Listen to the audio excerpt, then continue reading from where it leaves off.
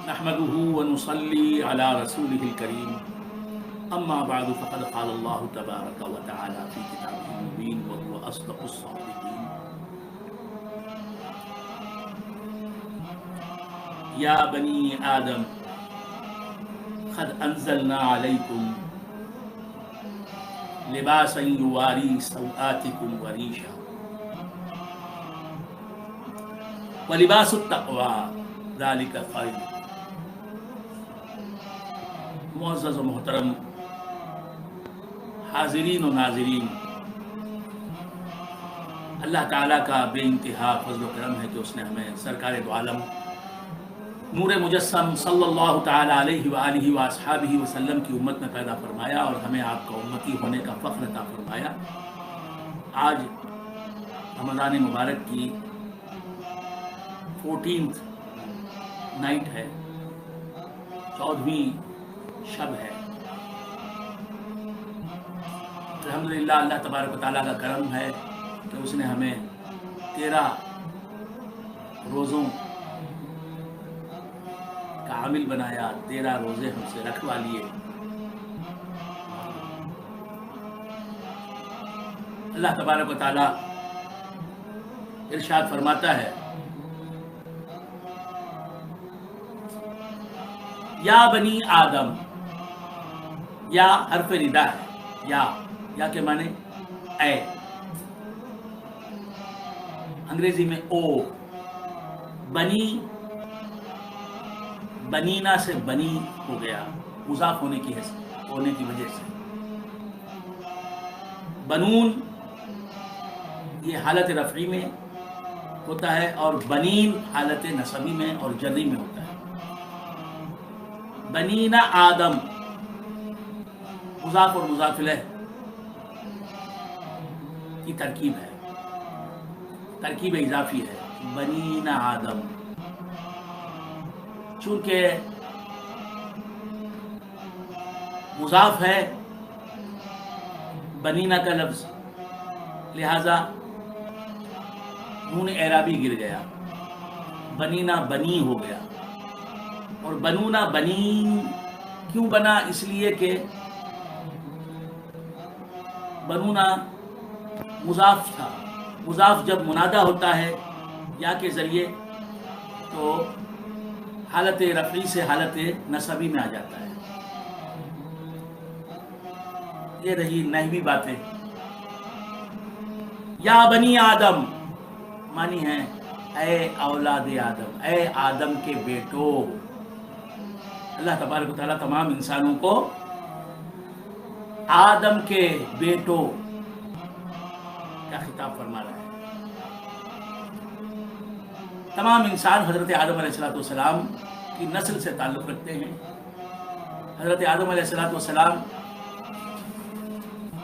کے مقدس اور مبارک خون سے ان کی تخلیق عمل میں آئی ہے، لہذا تمام انسان آدم علیہ السلام کے بیٹے ہیں، یعنی ان کی نسل سے تعلق رکھنے والے۔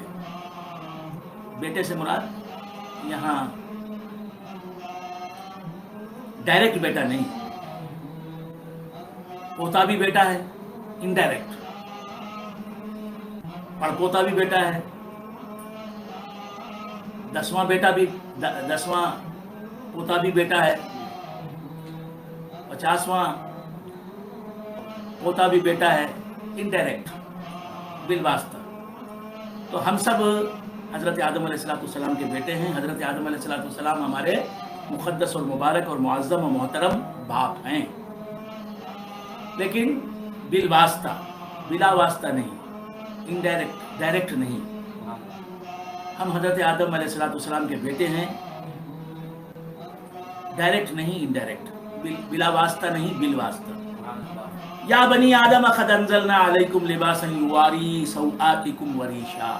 اللہ تعالیٰ فرماتا ہے آدم کے بیٹو، قد انزلنا علیکم لباسا یواری سوآتکم وریشا، یقیناً ہم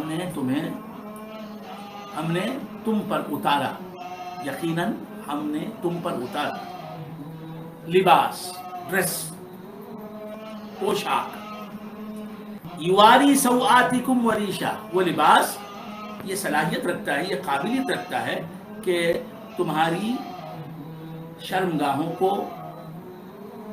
تمہاری وہ چیزیں، تمہارے جسم کی وہ چیزیں، تمہارے جسم کے وہ اعضاء جنہیں چھپانا چاہیے انہیں چھپائے۔ لباس ہم نے تم پر اتارا اس لیے تاکہ وہ لباس تمہارے جسم کے ایسے اعضاء، ایسے پارٹس جن کو فطرت کہتی ہے کہ چھپاؤ، انسانی فطرت جن کو چھپانے کا تقاضا کرتی ہے، ان اعضاء بدن کو چھپانے کے لیے اللہ تبارک و تعالیٰ فرماتا ہے کہ ہم نے اے انسانوں تم پر لباس اتارا۔ تو لباس اللہ کی طرف سے آیا ہے، آسمانوں سے آیا ہے لباس۔ بہت سی چیزیں زمین سے پیدا ہوتی ہیں جن سے لباس بنتے ہیں، لیکن وہ آسمان سے آئے ہوئے پانی سے، زمین سے اگتی ہیں وہ چیزیں، لہذا لباس کہاں سے آتا ہے؟ آسمان سے آتا ہے۔ اللہ تعالیٰ فرماتا ہے کہ اے بنی آدم ہم نے لباس اتارا تاکہ وہ لباس تمہاری شرمگاہوں کو چھپائے، ایسے اعضاء کو تمہارے چھپائے جنہیں چھپانا تمہاری طبیعت کا تقاضا ہے، تمہاری فطرت کا تقاضا ہے اور شریعت کا تقاضا ہے۔ وریشا، اور لباس ہم نے اتارا اس لیے بھی کہ وہ لباس تمہارے لیے زینت کا سبب بنے۔ جب لباس پہن کے تم آؤ محفل میں تو نگاہیں تمہاری طرف اٹھنے لگے اور سب لوگ تمہیں دیکھنے لگے۔ تو لباس کے دو فائدے اللہ تبارک و تعالیٰ نے بیان فرمائے اس آیہ کریمہ میں کہ لباس ہوتا ہے جسمانی اعضاء کو چھپانے کے لیے، عریانی کو چھپانے کے لیے، نیکڈنس کو چھپانے کے لیے، اور لباس ہوتا ہے زینت اختیار کرنے کے لیے۔ آدمی لباس پہنتا ہے زینت اختیار کرنے کے لیے۔ اس کے بعد اللہ تبارک و تعالیٰ فرماتا ہے وَلِبَاسُ التَّقْوَىٰ ذَلِكَ خَيْرٌ، یہ جسم کا جو لباس ہے اس سے تو زینت ملتی ہے، اس سے بدن کی عریانی، ننگاپن، برہنگی چھپتی ہے۔ اور تقویٰ کا لباس، ایمان، عمل صالح، تقویٰ، پرہیزگاری، یہ بھی ایک لباس ہے۔ یہ لباس جو ہے یہ روحانی لباس ہے، باطنی لباس ہے۔ ایمان، تقویٰ، اعمال صالحہ، اللہ فرماتا ہے کہ یہ لباس بہت بہتر لباس ہے، جسمانی لباس سے بھی زیادہ اس کی اہمیت ہے۔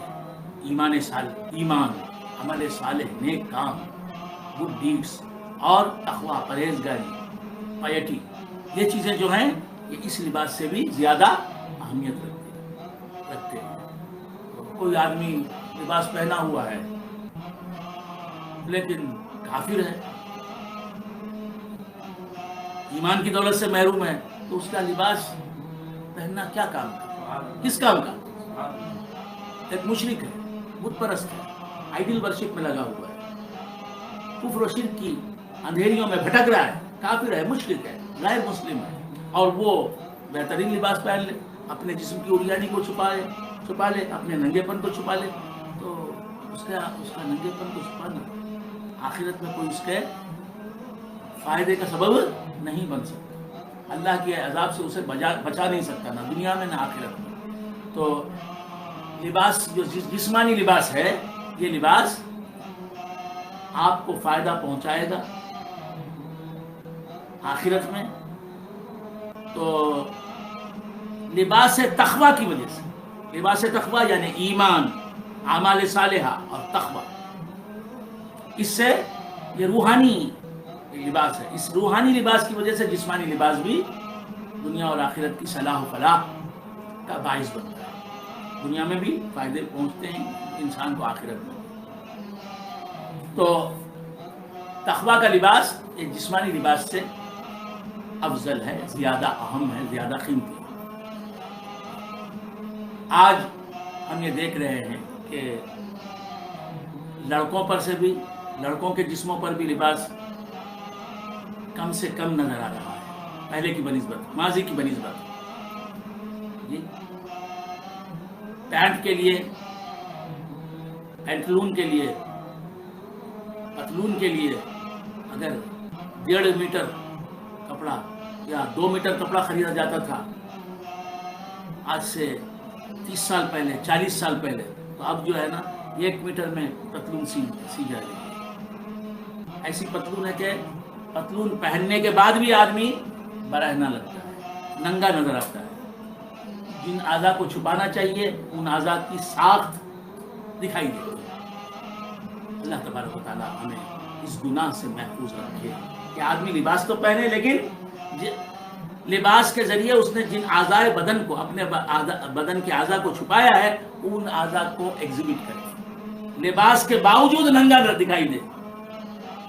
پینٹ پہنتا ہے آدمی، پینٹ کے اندر جن اعضاء کو وہ چھپاتا ہے ان اعضاء کو پینٹ پہننے کے باوجود بھی ویزیبل رکھتا ہے، ایگزیبٹ کرتا ہے، یعنی ان اعضاء کی ساخت، بناوٹ دکھائی دیتی ہے، پینٹ کے اوپر سے دکھائی دیتی ہے۔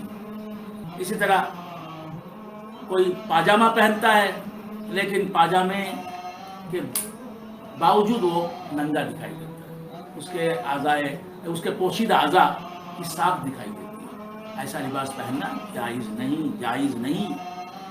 بہت سے شرفا کہلانے والے لوگ بھی ایسا لباس پہنتے ہیں جس میں پوشیدہ اعضاء کی نمائش ہوتی ہے۔ مردوں میں بھی یہ باتیں ہیں، عورتیں بھی ایسا لباس پہنتی ہیں جس میں بہت سے پوشیدہ اعضاء، جن اعضاء کو چھپانا چاہیے عورت کو، ان اعضاء کی وہ نمائش کرتی ہے، عورت ایگزیبٹ کرتی ہے ان اعضاء کو۔ لباس کے باوجود عورت جو ہے ننگی رہتی ہے یا لباس ہی کم پہنتی ہے، جس کی وجہ سے اس کے وہ اعضاء، اس کے وہ پارٹس آف دی باڈی جن کو چھپانا چاہیے وہ چھپتے نہیں، اتنا کم لباس پہنتی ہیں عورتیں۔ غیر مسلم خواتین ایسا کریں تو کوئی تعجب کی بات نہیں، لیکن آج مسلم خواتین ایسا کچھ کر رہی ہیں کہ ہمیں بہت افسوس کے ساتھ کہنا پڑتا ہے کہ عورت جو ہے غیر مرد کے سامنے، نامحرم، غیر محرم مرد سے وہ اپنا پورا جسم چھپانے پر مکلف ہے، پورا جسم۔ عورت نامحرموں سے، جن سے وہ پردہ کرتی ہے، جن سے پردہ کرنا اس پر واجب ہے، ان سے پورا جسم اسے چھپانا چاہیے۔ جیسے بہنوی ہے، بہنوی سے مسلمان عورت کو چاہیے کہ پردہ کرے، جس طرح اجنبی سے پردہ کرتی ہے، اسٹرینجر سے پردہ کرتی ہے، اس طرح بہنوی سے پردہ کرنا چاہیے۔ آج عورتیں کہاں بہنویوں سے پردہ کرتی ہیں، تنہائی میں بہنویوں کے ساتھ ہوتی ہیں، بہنویوں سے پردہ نہیں کرتی۔ اسی طرح جیٹوں سے پردہ کرنا چاہیے، دیوروں سے پردہ کرنا چاہیے، اپنے کزنز سے پردہ کرنا چاہیے، خالہ زادوں سے، چچا زادوں سے، میرے بھائیوں سے۔ لیکن عورتیں کہاں کرتی ہیں اور ان کے سامنے آتی ہیں، بے پردہ آتی ہیں۔ اس بے پردگی کا وبال انہیں بھگتنا پڑے گا، خدا نخواستہ۔ اللہ کرے کہ انہیں توفیق ہو مسلم خواتین کو کہ اپنے بدن کو چھپائے رکھیں، پوشیدہ رکھیں نامحرم مردوں سے۔ عرض کر رہا تھا کہ بہت سی مسلم خواتین بے پردہ نامحرم مردوں کے سامنے آتی ہیں، اور جو جن اعضاء کو چھپانا چاہیے نامحرم مردوں سے چھپاتی نہیں، بلکہ وہ اعضاء جنہیں چھپانا عورت پر محارم سے بھی لازم قرار دیا گیا ہے، جیسے پیٹ، جیسے پیٹھ، جیسے یہ کروٹ، یہ حصے عورت پر واجب ہے کہ ان حصوں کو اپنے باپ سے بھی چھپائے، اپنے سگے بھائی سے بھی چھپائے، اپنے خسر سے بھی چھپا ہے، اپنے چچا اور ماموں سے بھی چھپا ہے، اپنے دادا اور نانا سے بھی چھپا ہے، اپنے بیٹے اور بھتیجے سے بھی چھپا ہے، بھانجے سے بھی چھپا ہے۔ لیکن آج کل کی میری مسلم بہنیں، میری بہنیں ہیں، اسلامی بہنیں، میری ایمانی بہنیں کیا کر رہی ہیں کہ نامحرم مردوں کے سامنے اپنے پیٹ کو ایگزیبٹ کرتی ہیں، ویزیبل کرتی ہیں، پیٹ کا کچھ حصہ دکھاتی ہیں، پیٹ کا بہت بڑا حصہ دکھاتی ہیں، پیٹ کا بالائی حصہ دکھاتی ہیں، نامحرموں کے سامنے کھلے گلے کے ساتھ آتی ہیں، گردن کو دکھاتی ہیں، تو یہ بازوؤں کو دکھاتی ہے۔ اللہ تبارک و تعالیٰ ہمیں توفیق عطا فرمائے کہ ہم صراط مستقیم پر گام کریں، اسلام کے اصول پر گام کریں۔ عورت جتنا زیادہ پردے میں رہے اتنی اچھی ہے، اتنی اچھی ہے۔ تو عرض کر رہا تھا سرکار دو عالم صلی اللہ تعالی علیہ وآلہ وصحبہ وسلم ارشاد فرماتے ہیں کہ رب نساء کاسیات عاریات، رب نساء کاسیات عاریات، بہت سی عورتیں ایسی ہیں، بہت سی عورتیں ایسی ہوں گی جو کاسیات، کسا یکسو کے معنی لباس پہننا، کاسیات لباس پہنی ہوئی، کاسیات عاریات لباس پہننے کے بعد بھی ننگی ہوں گی۔ سرکار فرماتے ہیں صلی اللہ تعالی علیہ وآلہ وآلہ وسلم رب نساء کاسیات عاریات، بہت سی عورتیں لباس میں ملبوس ہونے کے باوجود ننگی ہوں گی۔ آج ہم دیکھ رہے ہیں باوجود ہے کہ ڈریس اس نے پہنا ہوا ہے، خاتون مشرق نے، لیکن وہ پھر بھی پریاں ہے، جو اعضائے جسم چھپانے اس پر اللہ تبارک و تعالیٰ نے فرض اور واجب قرار دیے، ان کو دکھا رہی ہے، پیٹ دکھا رہی ہے، نامحرموں کو دکھا رہی ہے، محارم سے بھی پیٹ کو چھپانا چاہیے، پیٹ کو دکھا رہی ہے، کروٹوں کو دکھا رہی ہے، پیٹ کے اوپر کے حصے کو، بڑے حصے کو دکھا رہی ہے، گردن کو دکھا رہی ہے۔ عورت کو چاہیے کہ غیر محرموں سے پورا بدن چھپائے، ہاں چہرے کی یہ جو ٹکلی ہے اسے کھلا رکھنے کی اجازت ہے، بہتر یہ ہے کہ اسے بھی چھپائے رکھے، ہاں بہت ہی ضرورت پڑے تو اسے دکھائے۔ عورت کو اتنا حصہ دکھانے کی اجازت ہے، یہ چہرے کی، اور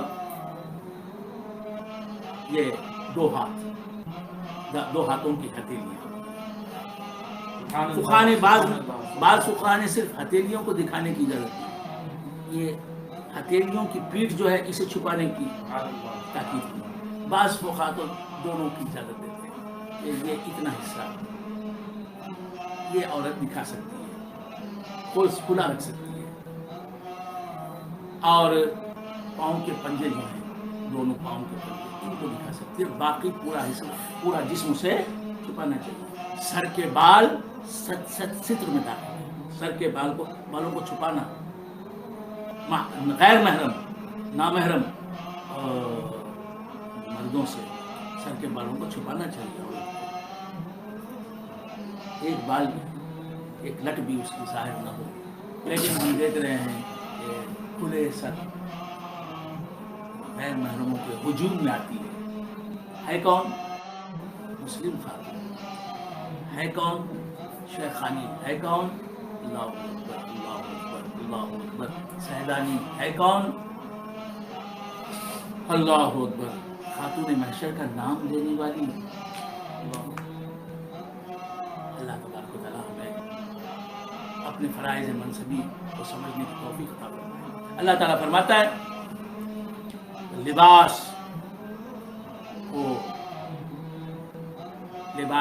صرف لباس پہننا اللہ تبارک و تعالیٰ نے مسلمانوں پر فرض نہیں کیا، مسلمان مرد اور عورتوں پر فرض نہیں کیا، شریعت کا بتایا ہوا لباس پہننا فرض کیا۔ ہم اپنی پسند سے لباس پہنتے ہیں، اور بہت سی خواتین، اسلامی خواتین، مسلمان عورتیں مرد ٹیلروں کے پاس جاتی ہیں، مرد ٹیلروں کے خود جاتی ہے، شوہروں کو نہیں بھیجتی، خود جاتی ہے اور جا کر جو ہے ان کو اپنے جسم کا میجرمنٹ دیتی ہے۔ اب وہ ٹیلر جو ہوتا ہے وہ میجرمنٹ لیتا ہے، میں کیا کہوں کیسی بےہودگی ہے یہ، غیر عورت کا میجرمنٹ لے، اس کے جسم کو ناپے غیر مرد، اس میں بہت سی بدعنوانیوں کا احتمال ہے، بلکہ کیا میں کہوں بہت سی بدعنوانیاں ہوتی ہیں، ناجائز کام ہوتے ہیں۔ لہذا غیر مردوں سے کپڑے سلوانے کی کیا ضرورت ہے؟ اے مسلمان خاتون، اے سرکار سیدتنا فاطمہ الزہرا رضی اللہ تعالیٰ عنہ کی باندی کہنا نہیں لگتا۔ کیا عورت ٹیلرز نہیں ہیں؟ کیا خواتین نہیں ہیں؟ لباس پر ہمیں غور کرنا چاہیے کہ ہم کیسا لباس پہنیں۔ لہذا ہمیں ایسا لباس پہننا چاہیے، مردوں کو بھی عورتوں کو بھی، کہ جس لباس کے ذریعے ہم اپنے اعضائے بدن کو چھپائیں۔ ایسا لباس نہیں پہننا چاہیے نہ مردوں کو نہ عورتوں کو کہ لباس پہن کر بھی ہم عریان رہیں۔ سرکار دو عالم صلی اللہ علیہ وآلہ وآصحابہ وسلم فرماتے ہیں رب نساء کاسیات عاریات، بہت سی عورتیں ایسی ہیں جو لباس کے باوجود ننگی ہوں گی، برہنہ ہوں گی، عاریات ہوں گی۔ عاریات کہتے ہیں ننگی عورتیں، کاسیات کہتے ہیں کپڑے پہنیں گی، کپڑے پہننے کے بعد ننگی ہوں گی، کپڑے پہننے کے باوجود ننگی ہوں گی۔ اور حضور فرماتے ہیں صلی اللہ علیہ وآلہ وسلم مائلات ممیلات، وہ غیر مردوں کی طرف مائل ہونے والی اور غیر مردوں کو اپنی طرف مائل کرنے والی ہوں گی۔ اس کے بعد آقا علیہ السلام فرماتے ہیں کہ لا يدخلن الجنہ، ایسی عورتیں جنت میں داخل نہیں ہوں گی۔ اپنے جسم کے پوشیدہ اعضاء کو دکھانے والی غیر مردوں، نامحرم مردوں، بعض ایسے اعضاء ہیں جن کو محارم سے چھپا ہے، ان اعضاء کو غیر محرم مردوں کو دکھا رہے ہیں۔ میری اسلامی بہن سرکار فرماتے ہیں کہ لا يدخلن الجنہ، ایسی عورتیں جنت میں داخل نہیں ہوں گی، ولا یجدن ریحھا، اور جنت کی خوشبو بھی نہیں سونگیں گی، جنت کی خوشبو بھی نہیں سونگیں گی۔ اور جنت کی خوشبو آپ حضرات اچھی طرح جانتے ہیں، میں نے بارہا عرض کیا ہے، جنت کی خوشبو 500 سال کی مسافت سے، کیا 500 میل نہیں، 500 سال کی مسافت سے آ جاتی ہے۔ 500 سال لگیں گے جنت تک پہنچنے، تو آپ وہاں کھڑے ہوئے ہیں کہ آپ چلیں گے، آپ تو جنت تک پہنچنے 500 سال لگیں گے آپ، تو اس مقام سے آپ کو جنت کی خوشبو آ جاتی ہے۔ 500 سال کی دوری پر آ جاتی ہے جنت کی خوشبو۔ تو یہ لباس پہن کر ننگی رہنے والی خواتین کے بارے میں سرکار فرماتے ہیں کہ ان کو جنت کی خوشبو بھی نہیں پہنچے گی۔ تو میرے بھائیوں، اپنی خواتین، اپنی رشتہ دار خواتین کو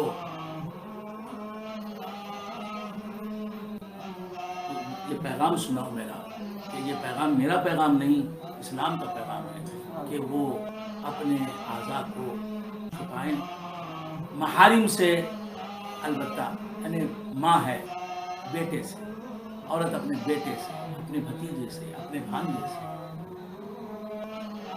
اپنے ماموں سے، اپنے چچا سے، اپنے تایا سے، اپنے باپ سے، اپنے خسر سے، اپنے پوتے سے، نواسے سے، دادا سے اس طرح مل سکتی ہے کہ اس کے سر کے بال ان لوگوں کو دکھائی دے، دادا کو سر کے بال دکھائے، اس کی اجازت ہے، چہرہ دکھائے، اس کی اجازت ہے، کان نظر آ جائیں، اس کی اجازت ہے۔ نامحرموں کو کان بھی نہیں دکھانا چاہیے۔ تو اگر گردن نظر آ جائے اس کی اجازت ہے. محارم باپ چچا ماموں تایا آپ سمجھ رہے ہیں اور کچھ سینے کا حصہ نظر آ جائے اس کی اجازت ہے آپ سمجھ رہے ہیں. لیکن پیٹ پیٹ کروٹیں یہ تو چچا کو بھی نہیں دکھا سکتے باپ کو بھی نہیں دکھا سکتے. لیکن ہماری خواتین میری اسلامی بہنیں مائیں میری بیٹیاں کیا کرتی ہیں سب نہیں کچھ کرنے والیاں کرتی ہیں غیر محارم کے سامنے انیاں پیٹ کے ساتھ پہنچ جاتی ہیں. اللہ تبارک و تعالیٰ ہمیں سمجھنے کی توفیق عطا فرمائے. بلکہ بعض اس سے بھی آگے بڑھ جاتی ہیں ایسا لباس پہن کر. یہ وقت کا تقاضا ہے. آج اوریانی بہت عام ہے. اوریانی کو عیب ہی نہیں سمجھا جاتا. لہذا اللہ تعالیٰ فرماتا ہے کہ ہم نے اتارا ہے لباس. سب سے پہلے کیا بیان کیا ہم نے لباس اتارا یواری سوآتکم تاکہ وہ لباس تمہاری شرمگاہوں کو چھپائے. کا مطلب یہ کہ جن اعضائے بدن کو چھپانا فرض قرار دیا اللہ تبارک و تعالیٰ نے انہیں چھپائے.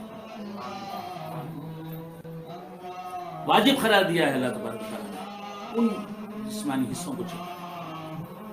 اللہ تبارک و تعالیٰ ہمیں توفیق فرمائے. ذالک من آیات اللہ لعلہم یذکرون. اللہ تعالیٰ فرماتا ہے یہ اللہ کی نشانیوں میں سے ہے تاکہ وہ نصیحت مانے.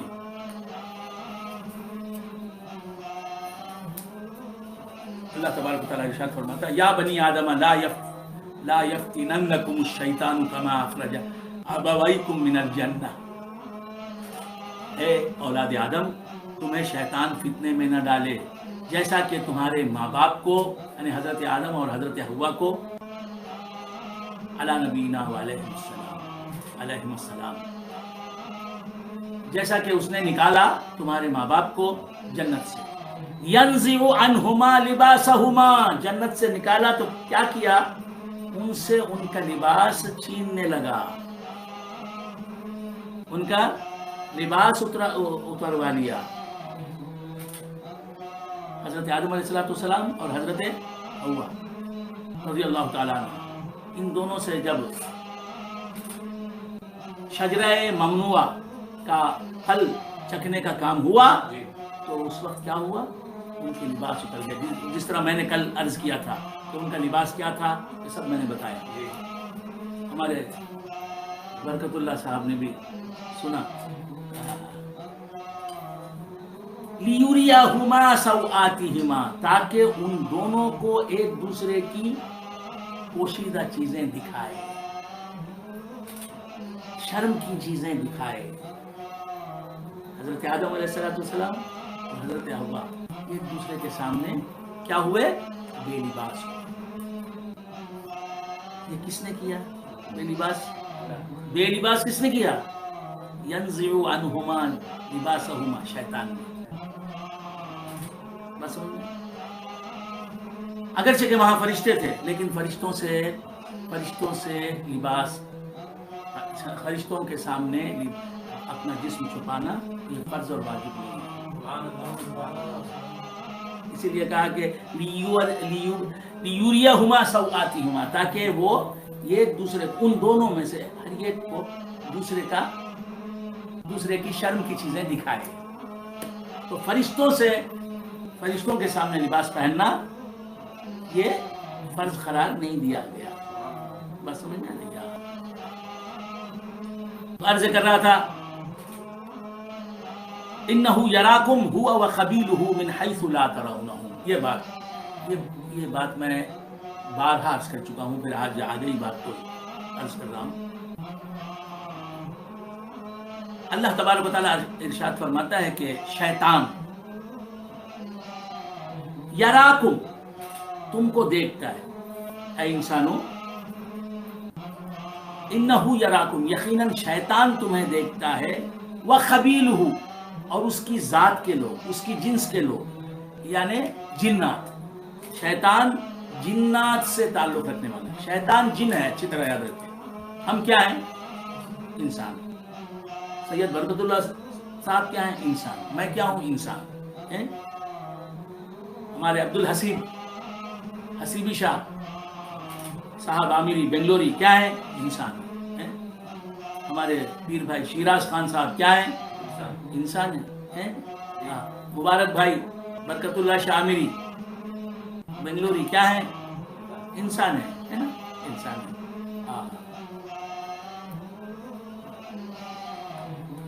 शैतान जो है वो इंसानों की किस्म से नहीं है, वो जिन्नात की किस्म से है।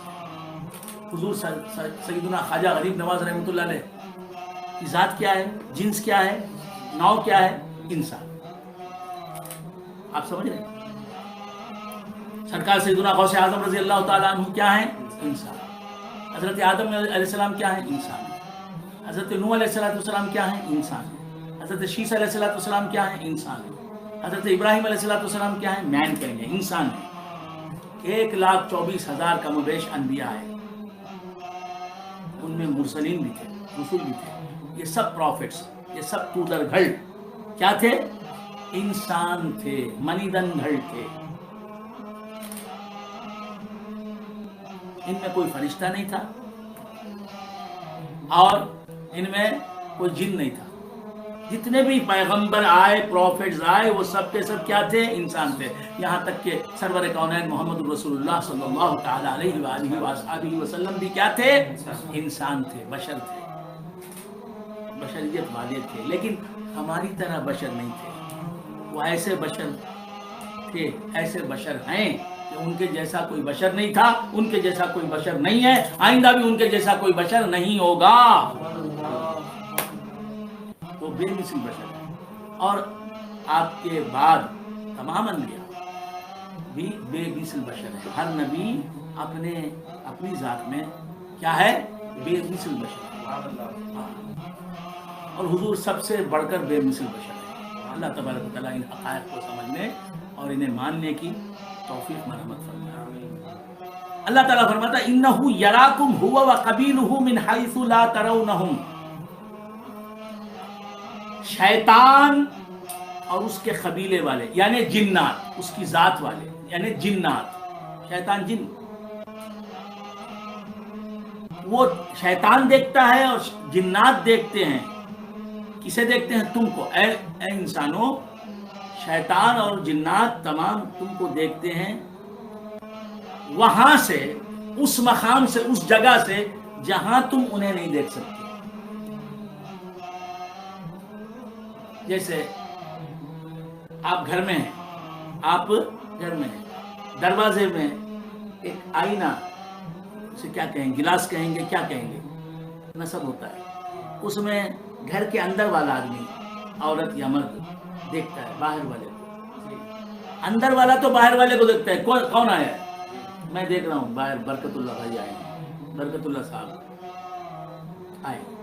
अंदर वाले ने तो बाहर वाले को देख लिया, लेकिन मैं उन्हें जहां से देख रहा हूं, सैयद बरकतुल्लाह साहब को, वो मुझे देख रहे हैं क्या? नहीं देख रहे। बाहर वाला अंदर वाले को नहीं देख सकता। अंदर वाला उस आईने से या शीशे से बाहर वाले को देख लेता है, उस सुराख से बाहर वाले को देख लेता है। ये मिसाल मैंने पेश की। इसी तरह शैतान जहां वो होता है वहां से हमें देख लेता है, हम इंसानों को देख लेता है। शैतान के कबीले के लोग यानी जिन्नात, जिन्नात को तामिल में क्या कहते हैं? जिन्नात को तामिल में क्या कहेंगे? जिनघड़ नहीं, पिशाच ये शैतान के लिए इस्तेमाल। जिन के लिए क्या कहा जाता है? जिन्नी। तो तमिल देखिए, तमिल जबान की ये देखिए इफलास, उसके पास उसका इक्विवेलेंट नहीं है। जिन अरबी लफ्ज़ है, जिनघड़ कहते हैं। मैंने तो कह दिया जिनघड़, मैंने कहा शायद। हाँ, तो अर्ज कर रहा था पेई पिशाच शैतान के लिए अल्फाज है, रक्कास ये सब ये। तो अर्ज कर रहा था कि जिन्नात और शैतान इंसानों को वहां से देखते हैं जहां इंसान उन्हें नहीं देख सकते। जैसे बाहर वाला अंदर वाले को नहीं देख सकता, अंदर वाला बाहर वाले को देख लेता है दरवाजे के सुराख के जरिए। तो इससे मालूम ये हुआ कि जिन्नात को असली हालत में हम नहीं देख सकते।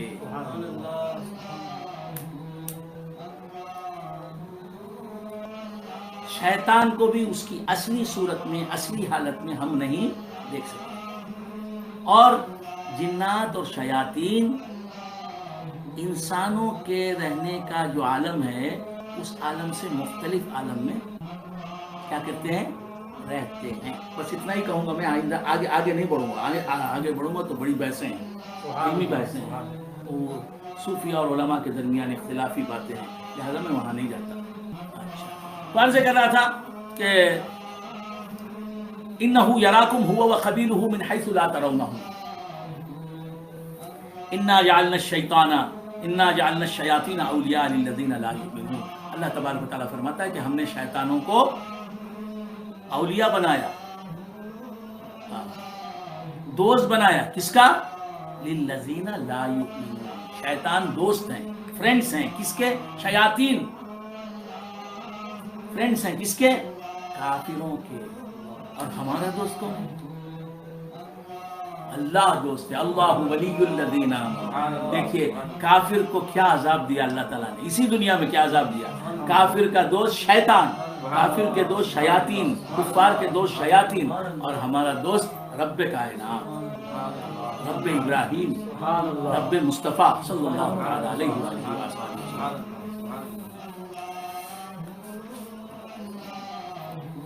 اللہ تبارک و تعالیٰ ہمیں ان باتوں کو سمجھنے کی توفیق عطا فرمائے اور ان باتوں کے تقاضوں پر عمل کرنے کی توفیق مرحمت فرمائے.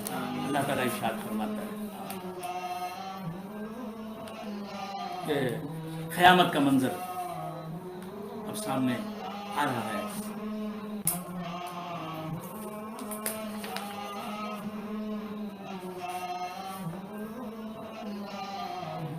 جنت اور دوزخ، جنت اور دوزخ.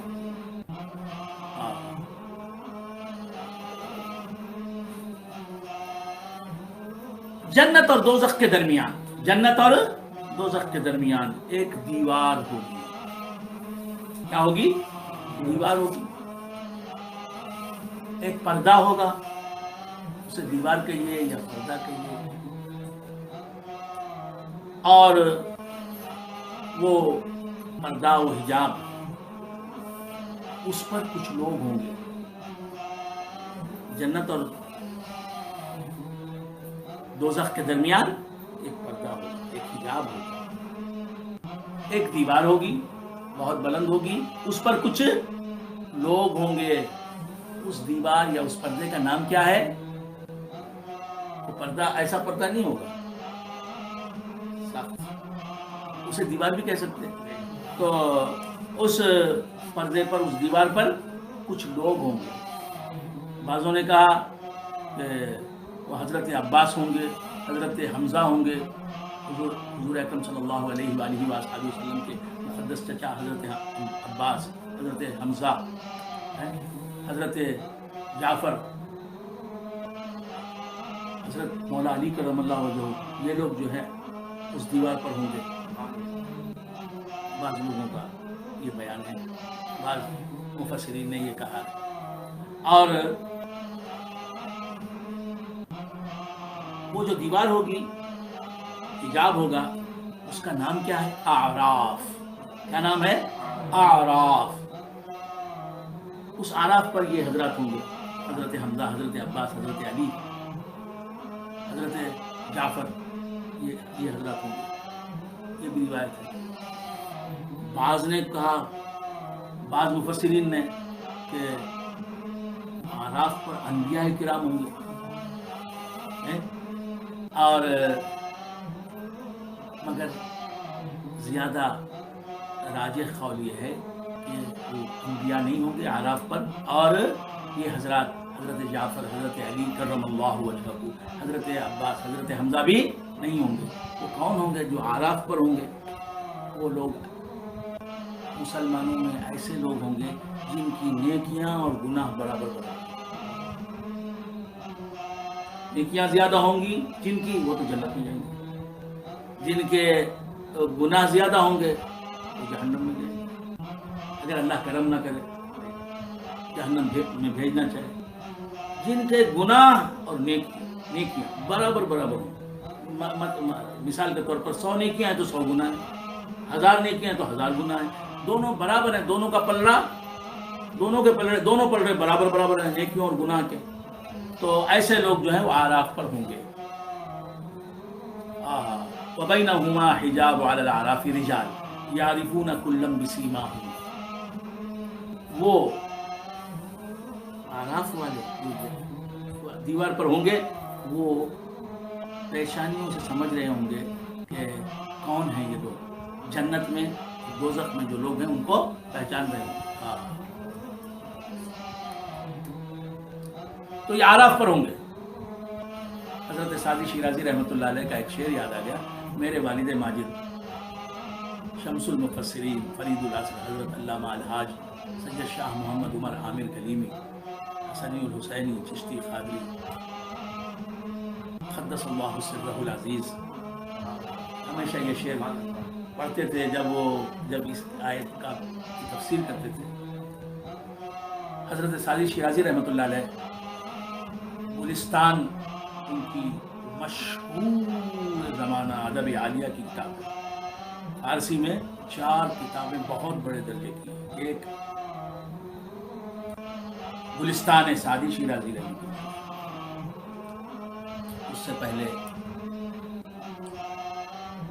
فردوسی کی لکھی ہوئی شاہنامہ ایران، اور سعدی شیرازی رحمۃ اللہ علیہ کی گلستان سعدی، اور دیوان حافظ شیرازی رحمۃ اللہ علیہ، اور مثنوی مولانا روم رحمۃ اللہ. یہ 4 کتابیں فارسی ادب عالیہ کی مایہ ناز کتابیں، مشہور کتابیں.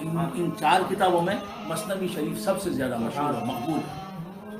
تو سعدی شیرازی رحمۃ اللہ علیہ فرماتے ہیں گلستان سعدی میں، قرآن بہشتی را دوزخ بودارا، قرآن بہشتی را دوزخ بودارا، از دوزخیاں پرس کے اعراف بہشت است.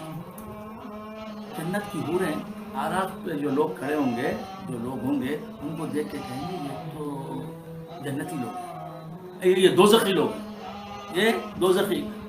جنت میں رہنے والی حوریں کیا سمجھیں گی؟ اعراف پہ جو لوگ ہوں گے ان کو دیکھ کر یہ دوزخ کے لوگ ہیں.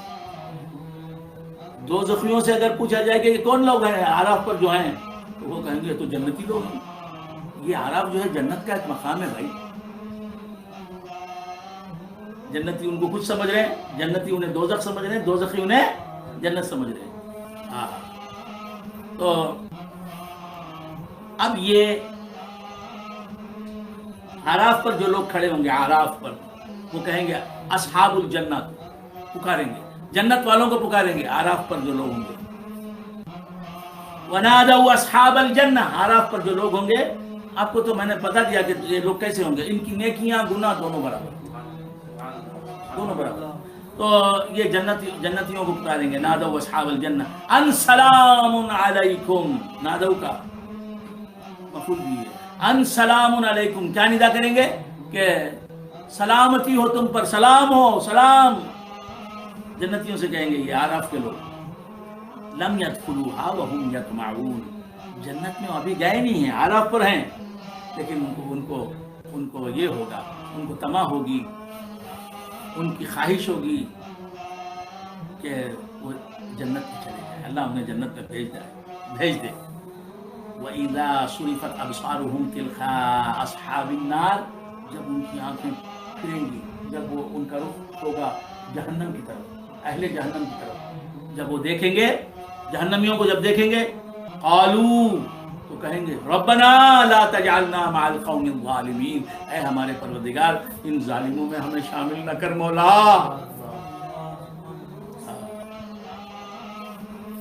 ونادى اصحاب الاعراف رجالا يعرفونهم بسيماهم، اور اعراف پر جو لوگ ہوں گے وہ لوگ جہنمیوں کو دیکھ کے کہیں گے ما اغنى عنكم جمعكم. وہ اعراف پر جو لوگ ہوں گے وہ جہنمیوں کو دیکھ کے پہچان لیں گے. ان میں جو گناہگار تھے ان کو یہ جانتے تھے دنیا کی لائف میں. تو اعراف پر جو لوگ ہوں گے وہ جہنمیوں کو دیکھ کے کہیں گے رجالا يعرفونهم بسيماهم، ان کے چہروں سے پہچان لیں گے جہنمیوں میں کون لوگ ہیں. قالو وہ کہیں گے جہنمیوں سے ما اغنا عنکم جمعکم، آج کے دن اے جہنمی اے لوگوں تمہارا جتھا تمہیں کام نہیں آیا، تمہارے کام نہیں آیا۔ مطلب کیا؟ دنیا میں تو بہت سے لوگ تمہارے چاہنے والے تھے، تمہارا فرینڈ سرکل بہت سینکڑوں کی تعداد میں تمہارے چاہنے والے تھے، اور ہزاروں کی تعداد میں تمہاری جے جے کار کرنے والے موجود تھے۔ تو آج تمہاری وہ جماعت، تمہارا جتھا تم کو مدد کرنے کے لیے آیا نہیں۔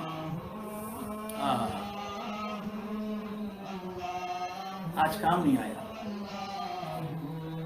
وما کنتم تستکبرون، تم جو تکبر کرتے تھے تمہارا تکبر بھی کام نہیں آیا۔ اور معلوم یہ ہوا برے لوگ، خدا بیزار لوگ، خدا کے نافرمان لوگ اپنے دوستوں کے کام نہیں آئیں گے۔ غوث اعظم اپنے دوستوں کے کام آئیں گے، خواجہ اجمیری اپنے ماننے والے کے کام آئیں گے، اچھے لوگ اچھوں کے کام آئیں گے، اپنے ماننے والوں کے کام آئیں گے۔ تو یہ اعراف والوں کا واقعہ ہے۔ اس کے بعد ہوگا کیا؟ اعرافیوں کا حشر، اعراف پر جو ہوں گے ان کا حشر کیا ہوگا؟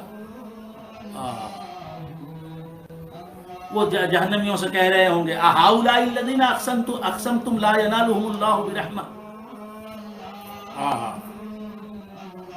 جہنمیوں سے کہیں گے یہ جنت میں جو لوگ ہیں، جنت میں جو لوگ ہیں تم ان کے بارے میں کہتے تھے کہ اللہ تعالیٰ ان کو رحمت سے نوازے گا نہیں، اپنی رحمت سے مالا مال نہیں کرے گا، کیا ان لوگوں کو کہتے تھے؟ دیکھو جن کو تم کہتے تھے یہ اللہ کی رحمت سے محروم رہے گا، دیکھو وہ لوگ جن کو تم کہتے تھے وہ جنت میں مالا مال ہو رہے ہیں اللہ کی رحمتوں سے۔ جنتیوں کی تعریف کریں گے دوزخیوں کے سامنے، اہؤلاء الذین اقسمتم لا ینالهم اللہ برحمہ۔ اس کے بعد اللہ تبارک جنتیوں کی تعریف کرنے سے اللہ خوش ہو جائے گا۔ کیا کرے گا؟ ادخلوا الجنہ، یہ اعراف پہ رہنے والے لوگ سب جنت میں داخل ہو، جنت میں جاؤ۔ لا خوف علیکم، آج کے دن تم کو کوئی خوف نہیں، ولا انتم تحزنون، تم غمزدہ نہیں ہو، جاؤ جنت میں رہ جاؤ ہمیشہ کے لیے۔ اللہ کا کرم ہے، جسے چاہا اس کو نواز دیا۔ بندگان خدا، عرض کر رہا تھا کہ آپ کو معلوم ہوا کہ اعراف کسے کہتے ہیں۔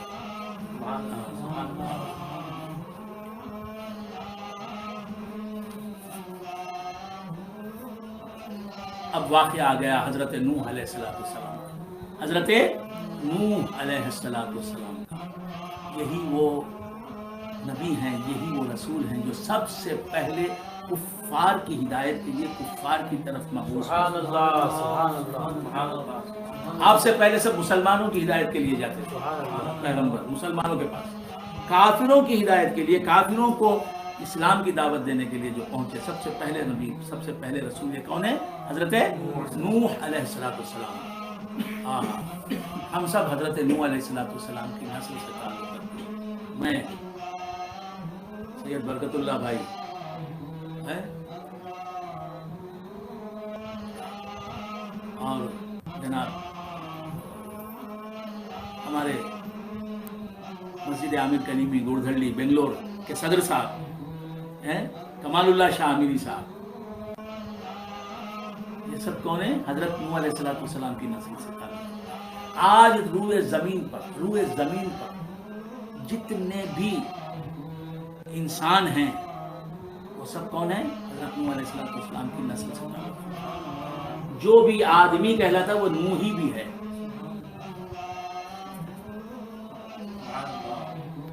اللہ تعالیٰ فرماتا ہے لقد ارسلنا نوحا الى قومه فقال یا قوم اعبدوا اللہ ما لکم من الہ غیرہ۔ اللہ فرماتا ہے کہ ہم نے یقیناً نوح کو بھیجا علیہ السلام اس کی قوم کی طرف۔ نوح علیہ السلام اپنی قوم میں تشریف لائے، آ کے کیا کہا؟ یا قوم اعبدوا اللہ، اے میری قوم اللہ کی عبادت کرو، اللہ کی عبادت کرو۔ ما لکم من الہ غیرہ، اللہ کے سوائے تمہارا کوئی حقیقت میں خدا ہے نہیں، اللہ کے سوائے سچا معبود کوئی ہے نہیں۔ یہ جن مورتیوں کو تم پوج رہے ہو، غیر اللہ کو تم پوج رہے ہو، یہ معبود نہیں ہے. تم نے اپنے خیال میں سمجھ لیا یہ معبود ہیں. اگر میں کسی طوطے کو انسان سمجھ لوں تو کیا وہ طوطا انسان ہو جائے گا؟ اگر میں کسی خاتون کو مرد تصور کر لوں تو کیا وہ خاتون مرد ہو جائے گی؟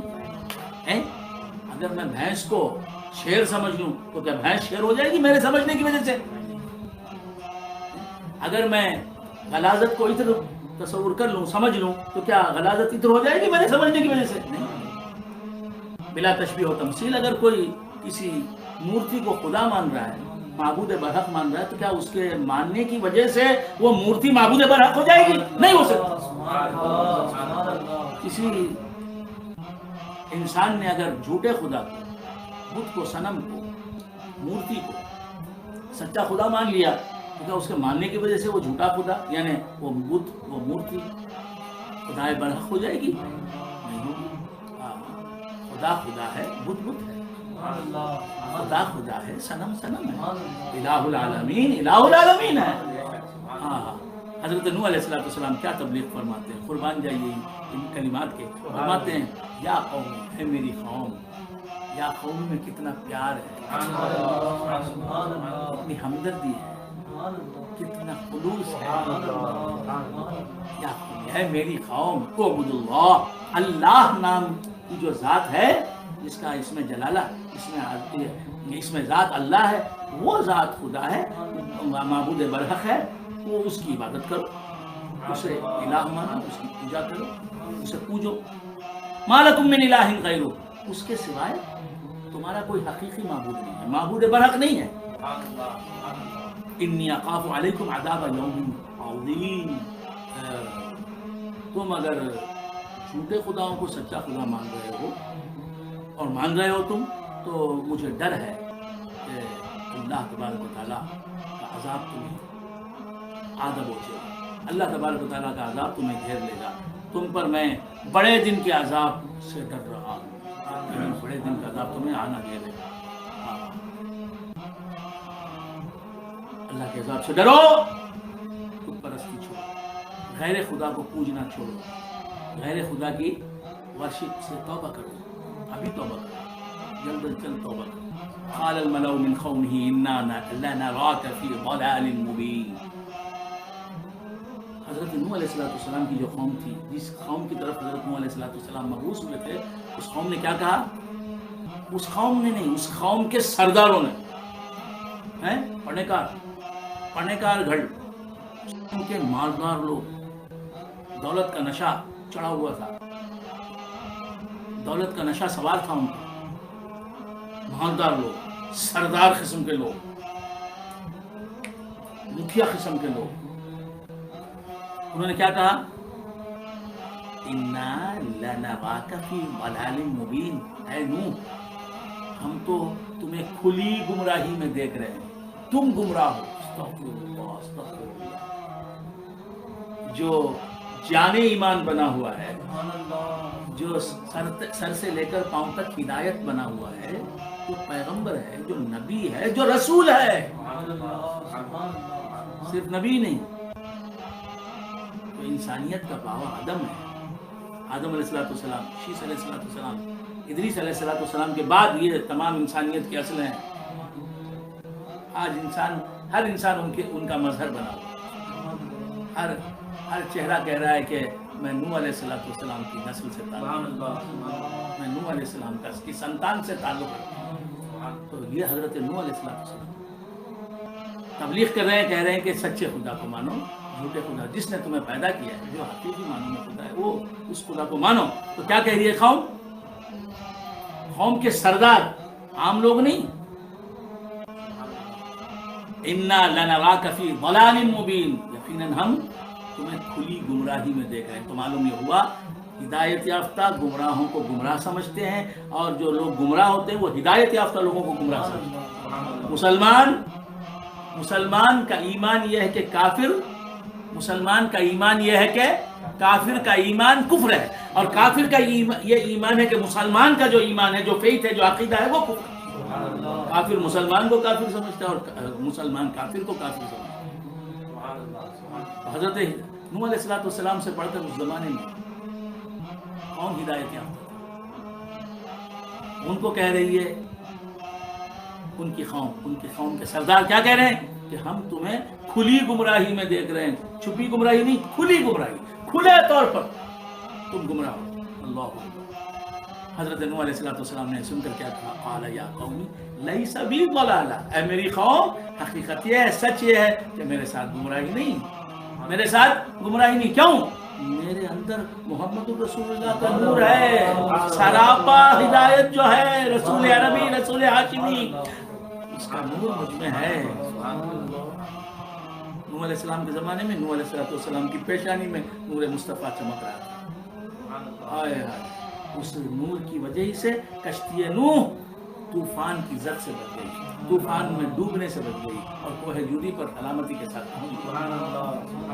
اگر نام محمد را نیاور دے شفیع آدم نادم یافتے توبہ ننوح از غرق نجینا۔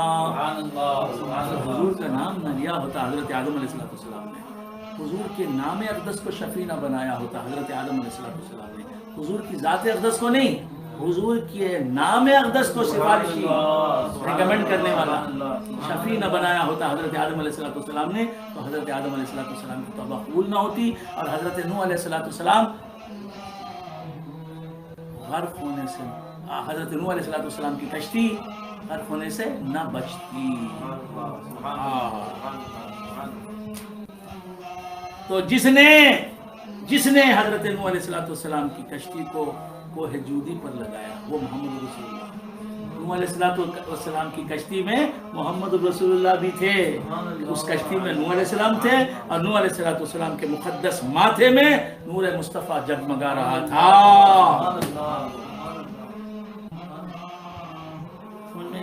حضرت سعدی شیرازی رحمۃ اللہ علیہ کا ایک شعر یاد آ گیا، آج میں آپ سے شیئر کروں گا ضرور اس شعر کو آپ سب حضرات سے شیئر کروں گا۔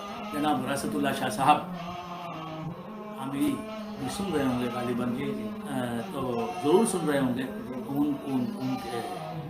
ان کی خدمت میں یہ شعر حضرت سعدی شیرازی رحمۃ اللہ علیہ کا شعر ہے، گلستان سعدی میں ہے۔ میرے سرکار، میرے والد گرامی علیہ الرحمہ یہ شعر ہمیشہ گنگناتے تھے، جب نوح علیہ السلام کا ذکر آ جاتا تو یہ شعر گنگناتے، چه غم دیوار امت را که دارد چون تو پشتیبان، چه غم دیوار امت را که دارد چون تو پشتیبان، چه غم دیوار امت را که دارد چون تو پشتیبان، چه غم دیوار امت را که دارد چون تو پشتیبان، چه باک از بحر، چه باک از موج بحران را که باشد نوح کشتیبان، چه باک از موج بحران را که باشد نوح کشتیبان، چه غم دیوار امت را که دارد نوح، چه غم دیوار امت را که دارد چون تو پشتیبان، چه باک از موج بحر آرا که دارد نوح کشتیبان، کہ باشد نوح کشتیبان۔ امت کی دیوار کو گرنے کا خوف کیسے ہو سکتا ہے؟ مصطفیٰ اس دیوار کو تھامنے والے آپ کو معلوم ہے کہ دیوار جب پرانی ہو جاتی ہے، گرنے لگتی ہے، تو یہ دیوار بنانے والے ہمارے شیراز خان صاحب عامری سن رہے ہیں تو وہ میری داد دیں گے، تصدیق کریں گے، جب کوئی پرانی دیوار گرنے لگتی ہے تو لوہے کے راڈز اور گریڈرز دے کر اس دیوار کو کھڑا دیتے ہیں۔ مدراس میں ایک زمانے تک پیٹرولس روڈ پر جو ہے نا یہ دیوار تھی، اب ختم ہو گئی، تو ہم دیکھتے جاتے تھے، آتے جاتے دیکھتے تھے اس دیوار کو۔ اس کو کہتے ہیں پشتی باں۔ دیوار کو، گرنے والی دیوار کو کھڑا کرنے کے لیے یہ انجینئرز کیا کرتے ہیں، کوئی گرڈر، کوئی یہ لوہے کا ستون اس کے لگا دیتے ہیں۔ حضرت سعدی شیرازی رحمۃ اللہ علیہ فرماتے ہیں کہ چغم دیوار امت را، یا مصطفیٰ آپ کی امت کی دیوار کو، یعنی آپ کی امت کو گرنے کا کیا خوف؟ آپ پشتیبان بن کر جو ہے دیوار امت سے لگے ہوئے ہیں. پاک از موج بہرارا، اس شخص کو طوفان کے تھپیڑوں سے طغیانی تھے، طوفان کی موجوں سے کیا ڈر؟ اس قوم کو طوفان کی موجوں سے کیا ڈر؟ جو اس کشتی میں سوار ہے، اس کشتی کے کشتی با نوح علیہ السلام. تو عرض کر رہا تھا کہ حضرت نوح علیہ السلام نے کہا یا قومی لیس بی ضلالہ، میرے ساتھ گمراہی نہیں، میرے ساتھ مصطفیٰ ہیں، سراپا ہدایت جو ہیں، ہدایت کی اصل جو ہیں. انسانوں کو جو ہدایت ملی، جو ہدایت مخلوق ہے اللہ کی، وہ ہدایت بھی حضور کے نور سے بنی ہے. تو میرے ساتھ گمراہی نہیں، میرے ساتھ ہدایت ہے، میرے ساتھ مصطفیٰ کا نور ہے، مصطفیٰ ہے میرے ساتھ. وَلَٰكِنِّي رَسُولٌ مِّن رَبِّ الْعَالَمِينَ، اے لوگوں، اے میری قوم کے لوگوں، میں اللہ کی طرف سے جو رب العالمین ہے، عالمین کا پالنے والا ہے، اس کی طرف سے رسول بن کر آیا. میں اس کا رسول ہوں، میں گمراہی نہیں عام کر سکتا. ابلغکم رسالات ربی، کیا جملہ ہے، ابلغکم رسالات ربی، اے قوم، اے میری قوم، میں تم تک پہنچانے آیا ہوں، میرے رب کے پیغامات پہنچانے کے لیے آیا ہوں، میرے رب کے میسیجز جو ہیں کنوے کرنے کے لیے آیا ہوں. وانصح لکم، اور میں تمہارا بھلا چاہتا ہوں، دنیا میں بھی تم اچھے رہو، آخرت میں بھی تم اچھے رہو، خوش عیش رہو، یہ میں چاہتا ہوں، تمہاری بھلائی چاہتا ہوں. کیا اچھے الفاظ ہیں، کیا پیارے. وانصح لکم وعالم من اللہ ما لا تعلمون، اے میری قوم، مجھے اللہ نے وہ باتیں بتائی ہیں مستقبل میں ہونے والی جو تم نہیں جانتے. اللہ نے مجھے وہ علم دیا ہے جو تم نہیں جانتے، لہذا میری باتوں کو مانو، میری نصیحت پر عمل کرو. وَعَجِبْتُمْ أَنْ جَاءَكُمْ ذِكْرٌ مِّن رَبِّكُمْ عَلَىٰ رَجُلٍ مِّنْكُمْ، کیا تمہیں یہ بات تعجب خیز لگی؟ کیا اس بات کا تمہیں تعجب ہے، اس بات پر تمہیں تعجب ہے کہ جو تمہاری ہی قوم سے تعلق رکھتا ہے، تمہاری ہی برادری سے تعلق رکھتا ہے، اس شخص پر اللہ تبارک و تعالیٰ نے نصیحت نازل فرمائی، وحی نازل فرمائی، ہدایت نازل فرمائی اور اسے رسول بنا دیا. میں بھی تمہاری قوم کا ہی ایک فرد ہوں، تم میرے ہم قوم ہو، میری برادری کے لوگ ہو. تو تم کو عجیب لگتا ہے کیا یہ بات کہ اللہ تبارک و تعالیٰ تمہارے ہی درمیان جو ایک شخص رہتا ہے، اور اس شخص پر اللہ نے ہدایت نازل فرمائی، اسے وحی کا محبت بنایا، اس پر وحی نازل کی، اسے نبوت اور رسالت سے سرفراز فرمایا. اس بات کا تمہیں تعجب ہے؟ علی رجل منکم لینذرکم، اور اللہ نے اسے نبی بنایا، رسول بنایا، اپنے پیغامات اس کی طرف بھیجے، اس لیے کہ وہ تمہیں ڈرائے اللہ کے خیر و غضب سے، اللہ کے عذاب سے. وَلِتَتَّقُوا وَلَعَلَّكُمْ تُرْحَمُونَ، تاکہ تم اللہ کے عذاب سے، اس کے خیر سے، اس کے انتقام سے ڈر کر متقی بن جاؤ، پرہیزگار بن جاؤ.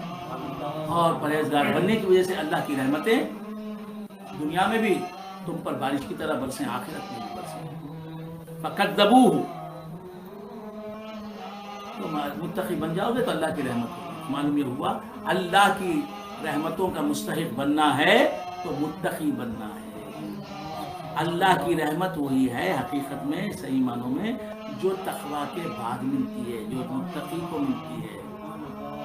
ایک آدمی شراب پیتا ہے، شراب بیچتا ہے، جھوٹ بولتا ہے، غیبت کرتا ہے، چغلی کرتا ہے، لوگوں کی امانتوں میں خیانت کرتا ہے، اور بڑوں کی گستاخی کرتا ہے، اللہ والوں کی گستاخی کرتا ہے، اولیاء اللہ کی محبت سے لوگوں کو روکتا ہے، اولیاء اللہ کی بارگاہوں سے حاضری سے روکتا ہے، پیروں، فقیروں، اللہ والوں کی شان میں گستاخیاں کرتا ہے، اہل سنت و جماعت کا مذاق اڑاتا ہے، اہل سنت و جماعت کے معمولات کا مذاق اڑاتا ہے،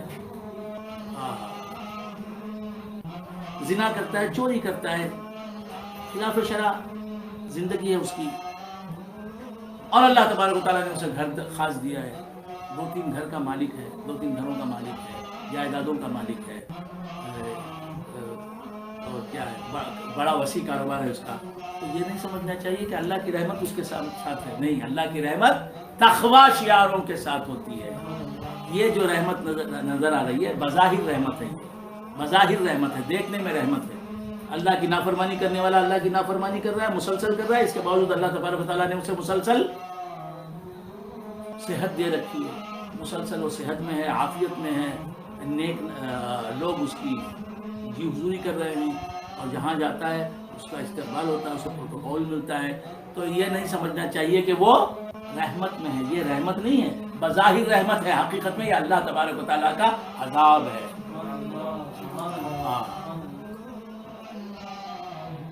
فَكَذَّبُوهُ، نوح علیہ السلام کی قوم نے نوح علیہ السلام کو جھوٹا بتایا، تم سچے نبی نہیں ہو، تم سچے رسول نہیں ہو، ہم تمہیں نبی ماننے کے لیے تیار نہیں، رسول ماننے کے لیے تیار نہیں۔ فَكَذَّبُوهُ، اللہ تبارک و تعالیٰ فرماتا ہے فَأَنْجَيْنَاهُ، ہم نے نوح کو بچا لیا اپنے عذاب سے، طوفان کے پانی سے بچا لیا۔ وَالَّذِينَ مَعَهُ، اور جو لوگ نوح علیہ السلام کے ساتھ ہو گئے، جو لوگ نوح علیہ السلام کے ساتھی تھے، ساتھ ہو گئے۔ وَالَّذِينَ آمَنُوا وَعَمِلُوا الصَّالِحَاتِ، یہ نہیں فرمایا جو لوگ ایمان لائے اور نیک عمل کیے، وہ نہیں کہا۔ وَالَّذِينَ مَعَهُ، جو لوگ نوح کے ساتھ ہو گئے، نوح کے ساتھ ہو گئے، تو مطلب کیا نکلا؟ ان کے ساتھ رہنے کی وجہ سے ایمان پر بھی وہ قائم رہے، ایمان والے بھی بنے، اور ایمان پر قائم بھی رہے، اعمال صالحہ بھی کرنے والے بنے۔ اللہ والوں کے ساتھ رہنا جو ہے اس جہاں میں بھی ہر بلا سے بچاتا ہے، اس جہاں میں بھی ہر آفت سے بچاتا ہے۔ والذین معہ فی الفلک، کشتی میں، کشتی میں جو سوار تھے نوح علیہ السلام کے ساتھ، وہ کون تھے؟ سب کے سب مسلمان، کوئی تو کافر کافر نہیں۔ معہ فی الفلک واغرقنا الذین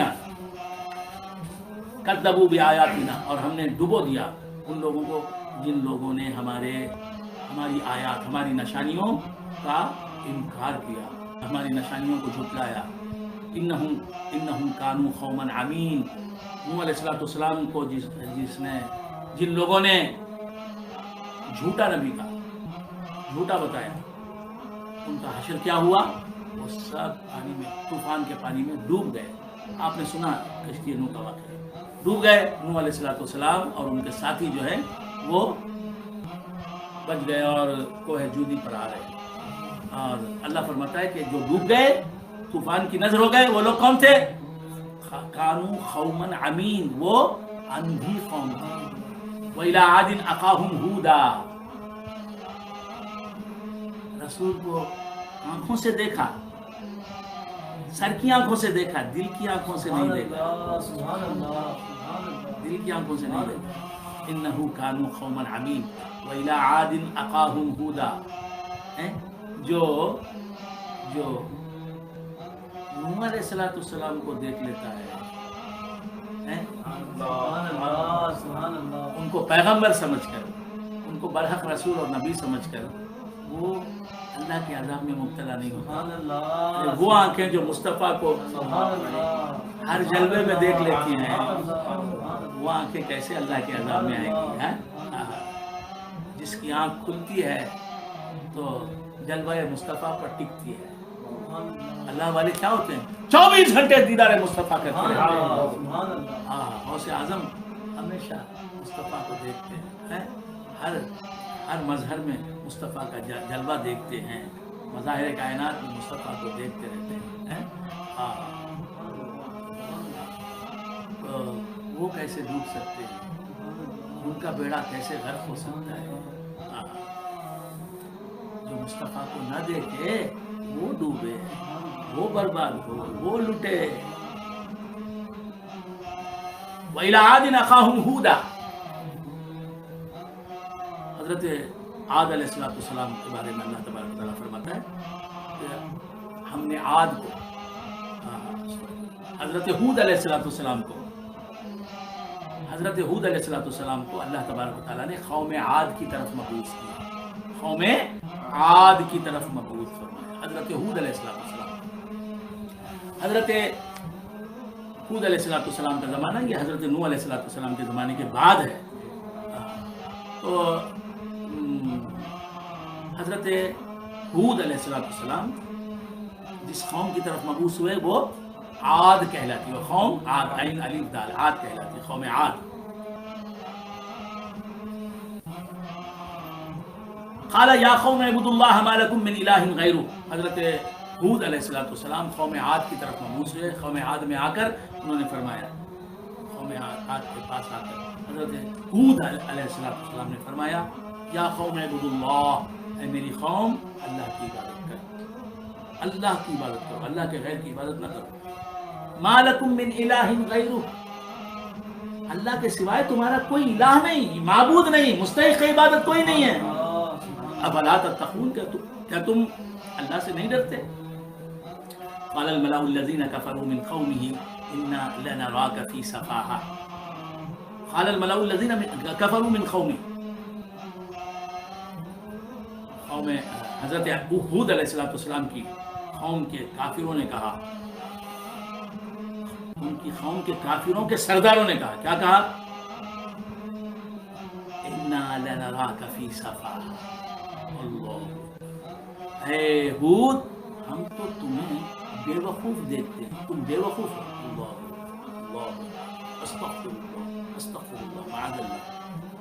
وَإِنَّا لَنَظُنُّكَ مِنَ الْكَاذِبِينَ، اور ہم اے ہود تمہیں جھوٹوں میں سمجھتے ہیں، تم جھوٹے ہو، تمہیں جو کہہ رہے ہو میں اللہ کا نبی ہوں، اللہ کا رسول ہوں، میں اللہ کے پیغامات لے کے آیا ہوں تمہارے پاس، یہ سب جھوٹ بات ہے۔ استغفر اللہ استغفر اللہ۔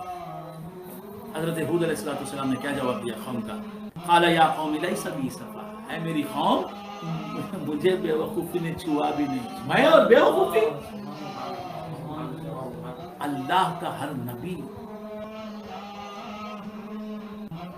تمام انسانوں سے بڑھ کر، جو نبی نہیں ہوتے ان انسانوں سے بڑھ کر عقل مند ہوتا ہے، بہت بڑا عقل مند ہوتا ہے، بہت بڑا عقل مند ہوتا ہے۔ تو حضرت ہود علیہ السلام یہ پیغمبر ہیں، فرما رہے ہیں کہ اے میری قوم مجھے بے وقوفی کہاں ہے، میں بے وقوفی نہیں کر سکتا، مجھ میں بے وقوفی نہیں ہے۔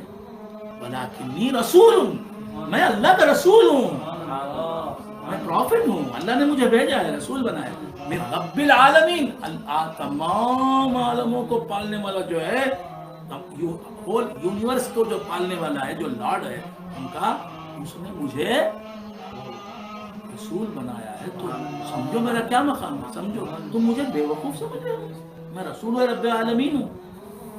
ابلغکم رسالات ربی، میں بھیجا گیا ہوں تمہارے درمیان، میں تمہارے پاس آیا ہوں اپنے رب کے پیغامات تم کو پہنچانے کے لیے۔ وانا لکم ناصح امین، اور میں تمہارا خیر خواہ ہوں، ویل وشر ہوں، تمہاری بھلائی چاہتا ہوں، اس جہاں میں بھی تم اچھے رہو، اس جہاں میں بھی تم اچھے رہو، یہ میں چاہتا ہوں۔ امین، امانت دار ہوں، جو رب نے کہا وہی کہوں گا، اپنی طرف سے کوئی ملاؤں گا نہیں کوئی بات۔ اَوَعَجِبْتُمْ أَنْ جَاءَكُمْ ذِكْرٌ مِّن رَبِّكُمْ، اَوَعَجِبْتُمْ أَنْ جَاءَكُمْ ذِكْرٌ مِّن رَبِّكُمْ، کیا تمہیں اس بات کی تعجب ہے، حیرت ہے اس بات پر کہ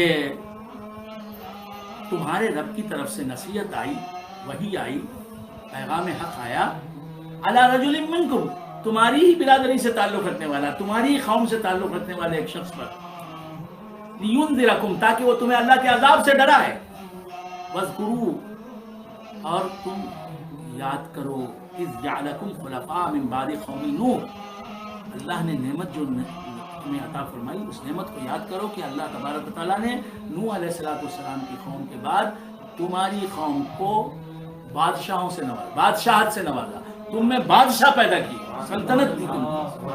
یہاں دیکھیے، یہاں اللہ تبارک و تعالیٰ قرآن میں جو الفاظ استعمال فرما رہا ہے، لِيُنذِرَكُمْ، ہر نبی آ کے بولتا ہے کہ ہر نبی آ کے کہتا ہے کہ میں اللہ کے عذاب سے ڈرانے کے لیے آیا ہوں، ڈرانے کے لیے آیا ہوں۔ تو اللہ سے ڈرانا پیغمبروں کا کام ہے، اور اللہ سے ڈرانا پیغمبروں کے ماننے والوں کا کام ہے، اللہ سے ڈرنا پیغمبروں کا کام ہے، اللہ سے ڈرنا پیغمبروں کے ماننے والوں کا کام ہے۔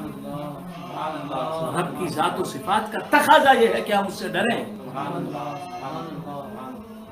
یہ سوکال پیر، یہ نام نہاد ملا، یہ نام نہاد رہبران قوم، یہ نام نہاد فقیر، یہ نام نہاد درویش، یہ نام نہاد جو ہے نا بابے، یہ جو ہیں کہتے ہیں کہ اللہ کے خوف کی بات ہی نہیں کرتے، اللہ سے ڈرانے کی بات ہی نہیں کرتے۔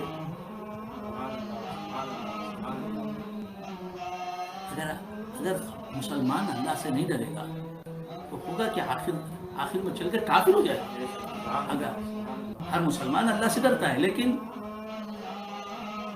ڈرنے میں کمال پیدا کرنا چاہیے۔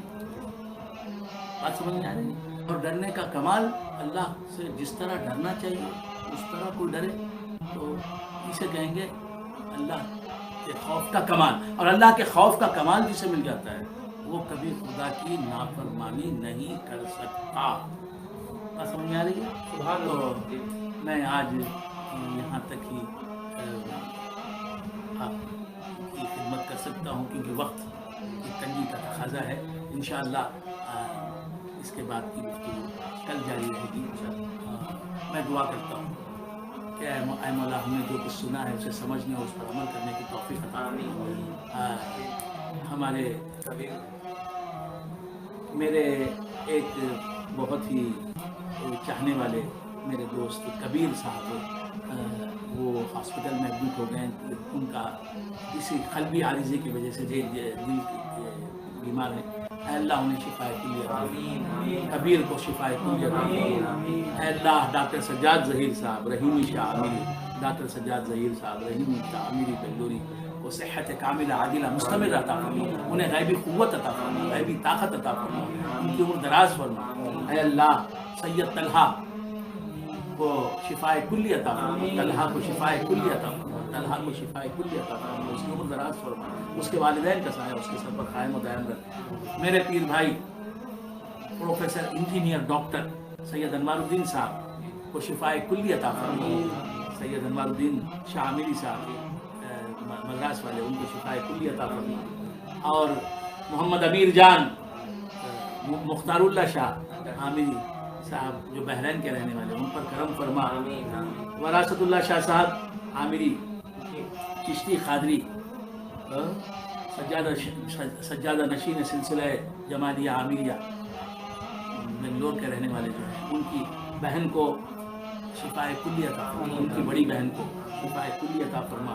اے اللہ محمد شفیع نگاہی شاہ عامری چشتی قادری بنگلوری اور بصیری شاہ عامری مدراسی، مولانا مولوی حافظ محمد محی الدین صاحب محی شاہ عامری، اقبال اللہ شاہ عامری، یہ سب مدراس کے رہنے والے، ان سب پر کرم فرما، رحم فرما۔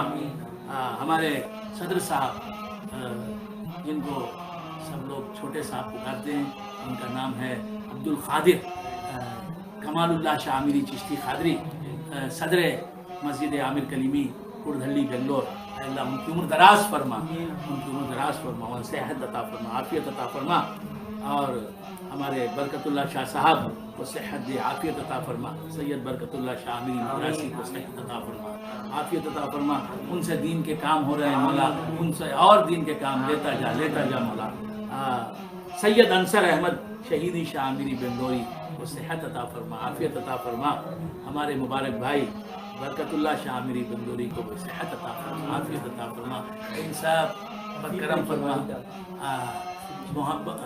عبد الحسیب حسیبی شاہ عامری، عبد الحسیب حسیبی شاہ عامری بنگلوری میں ان کی والدہ، میں نے یاد کیا تھا ان کی والدہ کو۔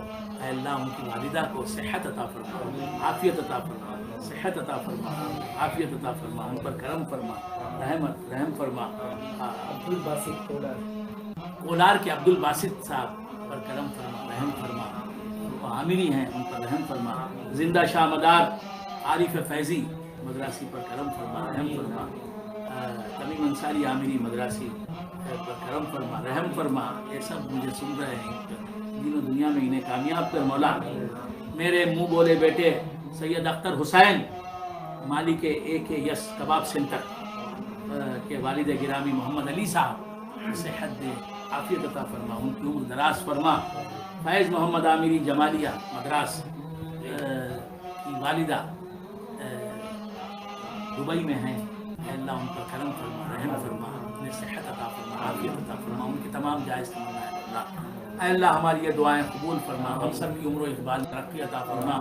تمام اس گھر کے تمام رہنے والے، میں، میرے سب بھائی اور میری گھر کے رہنے والے سب میرے بھتیجے بھانجے میرے بھائی اور اس گھر کے سب بچے بچیوں پر کرم فرما رحم فرما اور ہم روزے ہمارے قبول فرما ہماری عبادتیں قبول فرما اور سلسلے عاملیہ کے ہر فرد کو دین و دنیا میں کامیاب و کامران فرما بجاہ سیدنا و مولانا غوث الثقلین غوث العظم رضی اللہ تعالیٰ عنہ سبحان ربک رب العزت عما یصفون وسلام علی المرسلین والحمد للہ